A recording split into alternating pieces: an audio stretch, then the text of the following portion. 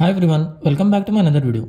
Today I'm going to show in this video how to fix Instagram account status and unexpected error occurred. So before going to start the video, if you are not subscribed my channel, please subscribe. So let's start the video. Guys, if you are seeing account status and you are unable to see the account status and it shows an unexpected error occurred, then I will show you how to fix this issue. First of all, what you have to do, you have to just open the settings, scroll down, tap on the apps, tap on see all apps. Here you need to search for Instagram. Tap on this Instagram, tap on storage and cache.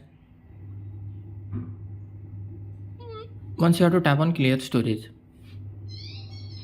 Before tapping delete, you have to read this carefully. This app's data including files and settings will be permanently deleted from this device.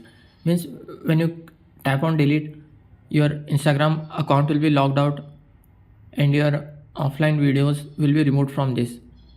Again, you have to log in your Instagram account after this. Just tap on delete.